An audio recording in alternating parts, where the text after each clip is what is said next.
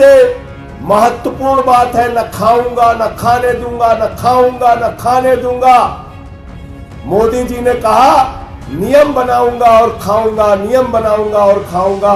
पूरे देश से जितना जमकर हो सकेगा अपनी पार्टी के लिए भ्रष्टाचारी चंदा इकट्ठा करूंगा। जिसको पहले इन्फोर्समेंट डायरेक्टरेट कहा जाता था, वो आज एक्सटॉर्शन डायरेक्टरेट बन गया है। और दुनिया का सबसे बड़ा स्कैम इलेक्टोरल बॉन्ड्स का स्कैम है। हिंदुस्तान की जनता को बताइए कि कैसे हजारों करोड़ लाखों करोड़ रुपए की टैक्स की छूट देकर एक्सचेकर को नुकसान पहुंचाया गया। इलेक्टोरल बॉन्ड का कांड करने के लिए बीजेपी ने नियमों में बदलाव किया। इलेक्टोरल बॉन्ड महाघोटाले ने किसान को भी नहीं छोड़ा। चंदे घोटाले पर आखिर मोदी चुप क्यों? नमस्कार, मैं हूं रचना सिंबल। क्या ऐसा भी हुआ होगा कि गुजरात के दलित परिवार से कंपनी ने जमीन खरीदी और जब पैसा देने की बारी आई तो कंपनी के कर्मचारियों ने दलित परिवार से कहा कि 11 करोड़ की राशि बहुत ज्यादा है, आप बॉन्ड खरीद लीजिए। बाद में उन्हें पता चलता है कि इलेक्टोरल बॉन्ड खरीद लिया गया और इसमें से 10 करोड़ बीजेपी ने लिए और 1 करोड़ शिवसेना ने। अगर ऐसा है तो कम से कम इस मामले की तुरंत जांच होनी चाहिए। आपको बता दें, क्विंट की हिमांशी दहिया की यह रिपोर्ट इशारा कर रही है कि चंदे के बॉन्ड के नाम पर किस तरह का धंधा किया गया होगा। दलित परिवारों को जो पैसा दिया जाना था वह कथित रूप से बॉन्ड के जरिए बीजेपी के खाते में चले गए। इस ठगी की आखिर क्या जरूरत थी? किसी कंपनी का अधिकारी बीजेपी के लिए ऐसा क्यों करेगा? अगस्त 2023 में सावरकर परिवार ने 43,000 वर्ग मीटर की अपनी जमीन वेल्सपन कंपनी को 16 करोड़ में बेच दी। क्विंट की हिमांशी ने लिखा कि इसके बाद इस परिवार की ओर से 11 अक्टूबर 2023 को 11 करोड़ के बॉन्ड खरीदे गए। इनमें से 10 करोड़ के बॉन्ड 5 दिनों बाद 16 अक्टूबर 2023 को बीजेपी ने भुना लिया। 1 करोड़ के बॉन्ड शिवसेना ने लिए। अब इस परिवार ने शिकायत की है कि अडानी के साथ काम कर रही इस कंपनी वेल्सपेन के एक जनरल मैनेजर ने परिवार को सलाह दी थी कि 11 करोड़ की राशि इलेक्टोरल बॉन्ड में लगा दीजिए, कुछ महीने में राशि 1.5 गुना हो जाएगी। इन्हें इस बात का कोई अंदाजा नहीं था कि किस स्कीम में पैसा लगाने जा रहे हैं। अपनी शिकायत में इन्होंने यह भी लिखा है कि कंजर शहर के भाजपा अध्यक्ष हेमंत रजनीकांत शाह भी इस मीटिंग में मौजूद थे। हालांकि शाह ने क्विंट से कहा है कि उन्हें इस मुलाकातों और इस केस से जुड़ी कोई जानकारी नहीं है। क्विंट ने लिखा है कि उन्होंने इस स्टोरी से जुड़ी अन्य कंपनियों से भी जवाब मांगा, लेकिन अब तक कोई जवाब नहीं आया। पुलिस इस केस में विचार कर रही है। अगर केस में दम होगा तो ही एफआईआर कर सकती है। चुनावी चंदे के घोटाले में अडानी समूह का नाम नहीं आया है, लेकिन न्यूज लॉन्ड्री की 21 मार्च की रिपोर्ट में समूह की 4 कंपनियों के बॉन्ड खरीदने की बात छपी है। मगर अडानी समूह के प्रवक्ता ने न्यूज लॉन्ड्री से कहा है कि अडानी समूह ने किसी भी राजनीतिक दल के लिए बॉन्ड नहीं खरीदा है। न्यूज लॉन्ड्री की यह खबर आप तक नहीं पहुंची होगी। इसके अनुसार अडानी समूह से जुड़ी 4 कंपनियों ने 55 करोड़ से अधिक का बॉन्ड खरीदा है। इसमें से 42 करोड़ रुपए बीजेपी ने भुनाए हैं, कांग्रेस को 8 करोड़ मिले हैं और बीआरएस को 4 करोड़। इन 4 में से 3 कंपनियों का संबंध उस वेल्सपन कंपनी से है जिसके अधिकारी ने कथित तौर पर दलित परिवार को समझाया कि 11 करोड़ का बॉन्ड खरीद लीजिए। इसलिए चुनावी चंदे के बॉन्ड की कहानी को अनदेखा नहीं किया जा सकता। इसकी जांच करने में ज्यादा वक्त नहीं लगना चाहिए। जिन दलित परिवारों की जमीन का अधिग्रहण हुआ वह 11 करोड़ का इलेक्टोरल बॉन्ड आखिर क्यों खरीदेगा? इसलिए आम आदमी पार्टी के राज्यसभा सांसद ने कल प्रेस कॉन्फ्रेंस कर बॉन्ड पर नई जानकारियां सामने रखी और जांच की मांग की। अब कहां है ईडी, कहां है सीबीआई, कितने मुकदमे दर्ज हुए? ये फर्जी कंपनियां कागज पे बना के सैकड़ों करोड़ रुपए की मनी ट्रेल साफ साफ दिख रही है, हजारों करोड़ की।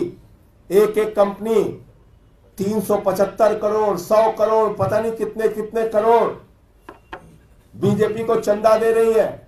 कंपनियां घाटे में हैं, उसके बावजूद चंदा दे रही हैं। अब इसमें जो सबसे महत्वपूर्ण बात है, न खाऊंगा न खाने दूंगा, न खाऊंगा न खाने दूंगा। मोदी जी ने कहा नियम बनाऊंगा और खाऊंगा, नियम बनाऊंगा और खाऊंगा। पूरे देश से जितना जमकर हो सकेगा अपनी पार्टी के लिए भ्रष्टाचारी चंदा इकट्ठा करूंगा। 2017 के पहले इस देश के अंदर एक कानून था चुनाव आयोग का कि अगर पिछले 3 वर्षों में किसी कंपनी को मुनाफा हुआ है 3 वर्षों में लगातार किसी कंपनी को मुनाफा हुआ है तो अपने 3 वर्षों के मुनाफे का मात्र 7.5% वो चंदा दे सकते हैं। ध्यान से सुनिएगा इसको, फिर से रिपीट कर देता हूं। चुनाव आयोग का नियम था, 2017 तक नियम था, अगर कोई कंपनी किसी पार्टी को चंदा देना चाहती है तो उसके ऊपर एक नियम लागू होगा कि पिछले 3 वर्षों में जितना मुनाफा आपको हुआ है, अपने मुनाफे का मात्र 7.5% आप किसी पार्टी को चंदा दे सकते हैं। मतलब साफ हो गया, घाटे की कंपनी चंदा नहीं दे सकती। मतलब साफ हो गया, जितना मुनाफा है उससे कई गुना ज्यादा चंदा नहीं दे सकती। मतलब साफ हो गया, सेल कंपनियां, फर्जी कंपनियां, कागजी कंपनियां बना के किसी पार्टी को चंदा नहीं दे सकती। मतलब साफ हो गया कि भ्रष्टाचार की कोई गुंजाइश उस नियम में फिलहाल अगर आप सीधे तौर पे चेक के माध्यम से चंदा दे रहे हैं तो दूर दूर तक नहीं थी। अब यहां पे मोदी जी की भूमिका आती है। मोदी जी चुनाव आयोग से कहते हैं ये क्या नियम बना दिया तुमने, तो हम अपना कैसे भ्रष्टाचार करेंगे। उन्होंने 2017 में नियम बदल दिया, बोले ये नियम भ्रष्टाचार के लिए नियम बदलो, भाजपा की सरकार है। भाजपा का हाथ भ्रष्टाचार के साथ। इलेक्टोरल बॉन्ड का बड़ा कांड देखिए आप, इन्होंने 2017 में ये जो नियम था, ये जो प्रोविजन था, इसको बदल दिया और उस समय इलेक्शन कमीशन ने इसका विरोध किया। ये चिंता अपनी जाहिर की थी चुनाव आयोग ने कि अगर ये रास्ता आप खोलेंगे, ये नियम बदलेंगे तो ये रास्ता खुलेगा उन फर्जी कंपनियों के लिए जो कागजी होती हैं, जो सिर्फ पार्टियों को चंदा देने के लिए, भ्रष्टाचार करने के लिए बनाई जाती है।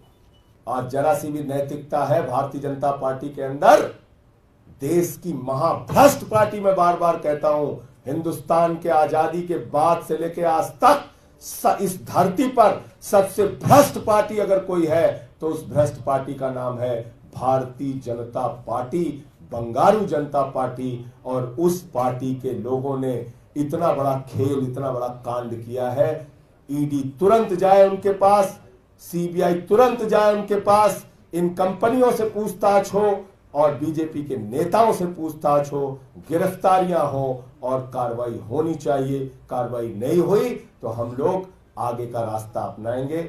मोदी जी ने 3 लाख कंपनियां पकड़ी थी फर्जी, ये मैं तो नहीं कह रहा हूं, भारत के आदरणीय प्रधानमंत्री, सम्माननीय प्रधानमंत्री, विश्व गुरु आदरणीय नरेंद्र मोदी जी ने अभी आपके सामने कहा कि 3 लाख फर्जी कंपनियां उन्होंने बंद कर दी।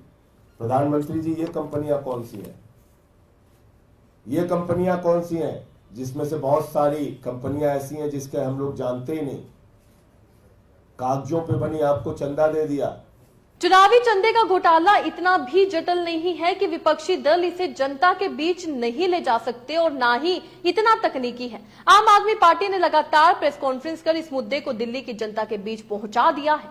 हिंदी अखबारों और हिंदी चैनलों से ये मुद्दा गायब होने के कारण आम लोगों तक नहीं पहुंचा, मगर विपक्ष के पास इसे लोगों तक पहुंचाने के अलावा दूसरा कोई रास्ता भी नहीं है। अगर गोदी मीडिया इस मसले को ब्लॉक कर दे तब क्या विपक्ष इस मुद्दे को भुला देगा? बिल्कुल नहीं। बीजेपी इलेक्टोरल बॉन्ड पर नहीं बोल रही है मगर भ्रष्टाचार के मुद्दे को उठा रही है। भ्रष्टाचार के आरोपी कांग्रेस से बीजेपी में आ गए, इस पर नहीं बोल रही, लेकिन उसके पोस्टर पर विपक्ष के कई नेताओं को भ्रष्टाचारी दिखाया जा रहा है। बीजेपी के इस पोस्टर में मफलर और टोपी के साथ चश्मा पहने जिस व्यक्ति की आउटलाइन बनाई गई है, निश्चित रूप से वह अरविंद केजरीवाल ही है। अरविंद केजरीवाल ही मफलर और टोपी में दिखाई जाते हैं और उनके बगल में राहुल गांधी की आउटलाइन लगती है, लाल टोपी में अखिलेश यादव ही लगते हैं और बीच में ममता बनर्जी और एम के स्टालिन को भी पहचाना जा सकता है। बीजेपी का नारा है कि वो कहते हैं भ्रष्टाचार को बचाओ और बीजेपी कहती है कि भ्रष्टाचारी को मिटाओ। मगर संजय सिंह कुछ और ही सवाल बीजेपी से पूछ रहे हैं जिसका जवाब इन पोस्टरों से नहीं मिल पा रहा है। सुने क्या कुछ सवाल संजय सिंह ने किए हैं। Maitra energy India private limited, 19 crore का इलेक्टोरल बॉन्ड खरीदा इसने। 19 करोड़ का इलेक्टोरल बॉन्ड खरीदा, 9 करोड़ 99 लाख यानी कि 10 करोड़ रुपए अकेले बीजेपी को दे दिया। इसको 7 साल में घाटा हुआ है 86 करोड़ रुपए का, और इसको टैक्स में छूट मिली है 126 करोड़ रुपए। Piramal capital housing finance limited, इन्होंने 10 करोड़ रुपए का इलेक्टोरल बॉन्ड खरीदा, 10 करोड़ रुपए बीजेपी को चंदा दिया, 1637 करोड़ रुपए 16,376 करोड़ रुपए का इनको लॉस हुआ है। 16,376 करोड़ रुपए का जिसको लॉस हुआ है, उसने 10 करोड़ रुपए का चंदा भारतीय जनता पार्टी को दिया है, और 10 करोड़ का ही बॉन्ड इन्होंने खरीदा था, और इन महोदय को 5,178 करोड़ 50 लाख रुपए की टैक्स की छूट मिली है, रिबेट मिला है।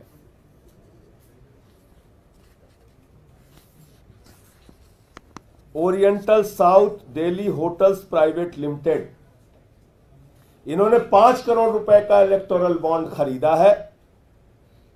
5 करोड़ रुपए का पूरा भेंट इन्होंने बीजेपी को चढ़ाया है।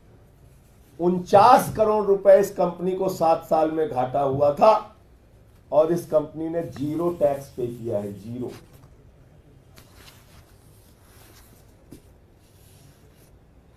Village day Nandi private limited, इन्होंने 5 करोड़ रुपए का इलेक्टोरल बॉन्ड खरीदा है, पूरा का पूरा 5 करोड़ रुपए बीजेपी को दिया है, और इन्होंने 0 टैक्स दिया है। इनको भी बेचारे को 48 करोड़ रुपए का घाटा हुआ था। कितनी दरियादिली है, आप देखते जाइए। 48 करोड़ का घाटा हुआ है, 5 करोड़ रुपए चंदा दिया है, और 0 टैक्स दिया है। गैनन डंकरले एंड कंपनी लिमिटेड, इन्होंने 1.5 करोड़ रुपए का बॉन्ड खरीदा, 1.5 करोड़ रुपए टोटल बीजेपी को दे दिए। 121 करोड़ रुपए इस कंपनी को घाटा हुआ है, और 42 करोड़ रुपए का टैक्स रिबेट इनको मिला है। तो बिल्कुल संजय सिंह ने कल की अपनी प्रेस कॉन्फ्रेंस में 33 कंपनियों के बारे में बताया जिन्हें 7 साल में 1 लाख करोड़ का घाटा हुआ, मगर बीजेपी को 450 करोड़ का चंदा इनसे मिलता है। इसमें से कई ऐसी कंपनियां हैं जिन्होंने कोई टैक्स नहीं दिया।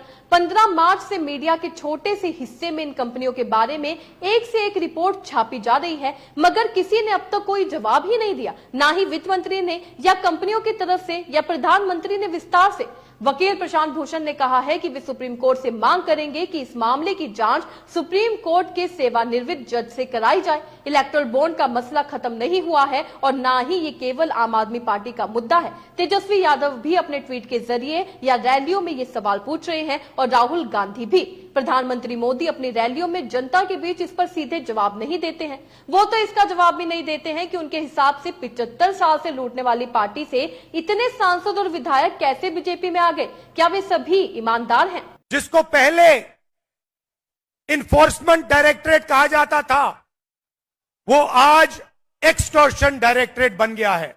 बीजेपी दुनिया की सबसे बड़ी वॉशिंग मशीन चला रही है, और देश के सबसे भ्रष्ट मंत्री, सबसे भ्रष्ट नेता नरेंद्र मोदी जी के साथ खड़े हैं। इलेक्शन कमीशन में नरेंद्र मोदी ने लोग बैठाए, और दुनिया का सबसे बड़ा स्कैम इलेक्टोरल बॉन्ड्स का स्कैम है। पैसा दो, धंधा लो।